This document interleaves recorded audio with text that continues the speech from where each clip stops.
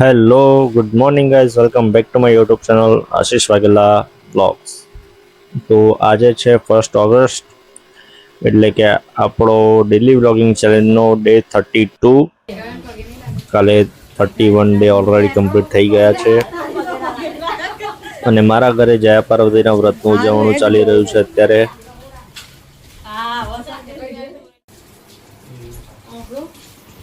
દેવીનું ખાસ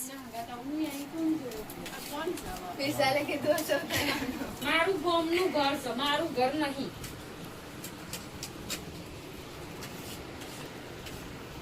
કે દેવીનું ખાસ લેજે એમ કેસ. અને આપણા ઘરે કોણ દેવી હેપી બર્થડે. તમે કહો મમ્મી લઈ જાઓ. સો ઘરે વ્રત ઉજવવાના હોવાથી બધું બહારથી અમુક સામાન લાવવાનો હતો, એ બધું લાવી કરીને પછી હું આવ્યો અહીંયા પિયુષના દાદાના બેસણામાં.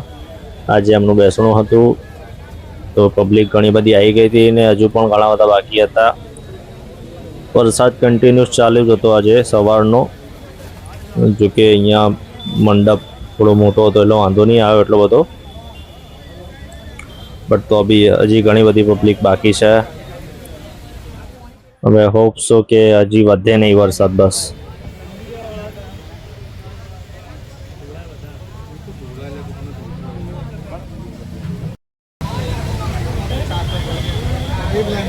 સારું લાગે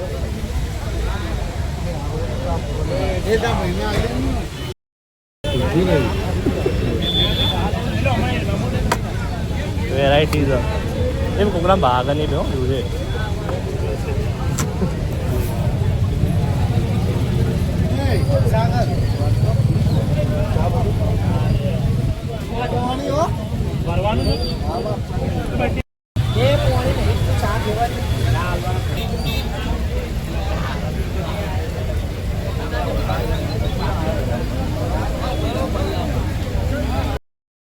આ જમાઈ ના બે ચાંદા તો બેઠા હતા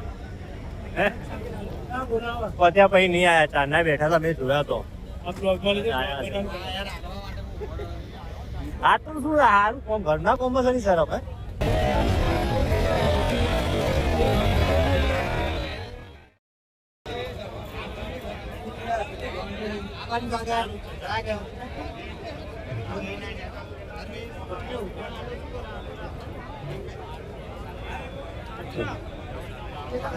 ભલે જુઓ કશું નથી.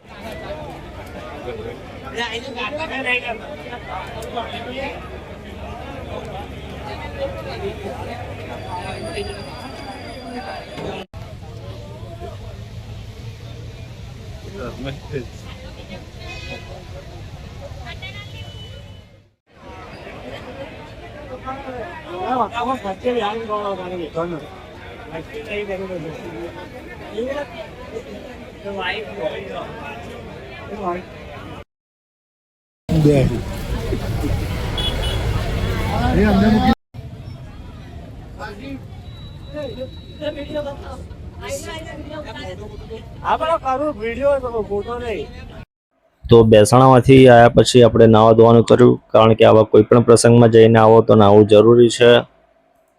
અને હું નાવાનું એટલા માટે કર્યું કારણ કે મારે ઓફિસ પણ જવાનું હતું સેકન્ડ હાફમાં. હવે ઘણા એવા હોય કે જેને સેકન્ડ હાફ એટલે ખબર નથી હોતી, તો સેકન્ડ હાફ એટલે બપોર પછીનો જે સમય હોય એ. તો રેડી થઈને પહોંચી ગયા ઓફિસે.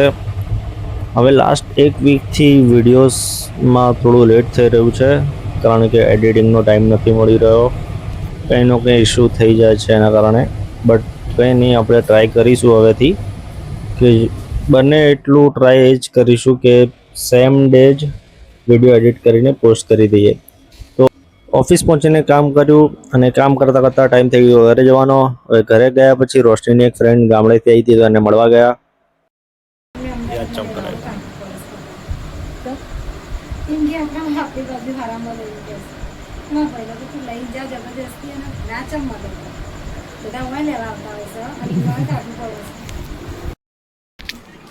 ચાલો બોલો બોલો લે તો શું કહેશો? હવે સુવાનો ટાઈમ થઈ ગયો છે અને મારે પગમાં થોડી પ્રોબ્લેમ હતી તો રોશની પગ દબાઈ રહ્યા છે અને સાથે સાથે રડે પણ છે. કારણ કે હું એમને થોડું બોલ્યો, કારણ કે અમારે કંઈક બહાર જવાની વાત થઈ હતી અને એમાં એમને ના પાડી. જો કે એમને જે કર્યું એ સારા માટે જ કર્યું છે. અત્યારે મારી જોડે કંઈ ફાઇનાન્શિયલ ફ્રીડમ હતી નહીં, બટ તો બી મેં બહાર જવાનું કીધું, કારણ કે લગ્ન પછી હું એમને ક્યાંય લઈ નથી ગયો, એટલા માટે મારે બહાર જવું હતું.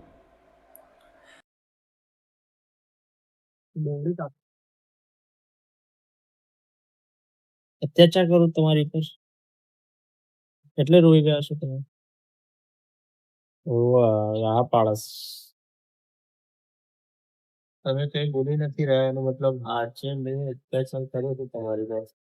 આ વસ્તુ બકવાસ આ વસ્તુ બકવાસ ના કર. વિડીયોમાં આવશે આ બ્લોગમાં. આજ સુધી રોશનીએ ક્યાંય સામેથી જવાની વાત નથી કરી કે મારે અહીંયા જવું છે, ત્યાં જવું છે, કોઈ જીદ નથી કરી. બટ તો બી આમ કહેવાય કે મારી પોતાની ફરજ સમજીને હું એમને લઈ જવા માગતો હતો અહીંયા. બટ એમનું કહેવું એવું છે કે જ્યારે તમારી પાસે પૈસા આવે, ફાઇનાન્શિયલ ફ્રીડમ આવે, ત્યારે જ મને લઈ જજો, એના પહેલાં કોઈના જોડે ઉછીના પાછીના કરીને લઈ જવાની જરૂર નથી. તો એટલે હું થોડો બોલ્યો તો એ રડવા લાગ્યા. બટ એમને જે પણ કીધું મારા સારા માટે કીધું. તો થેન્ક યુ સો મચ રોશની, મને આટલું સમજવા માટે, અને સોરી તમને હર્ટ કરવા બદલ. તો આજ માટે બસ આટલું જ. મળીએ કાલે. Thank you so much for watching the video ગમે તો લાઈક કરો, શેર કરો, સબસ્ક્રાઈબ કરો. આશીષ વાઘેલા વ્લોગ્સ.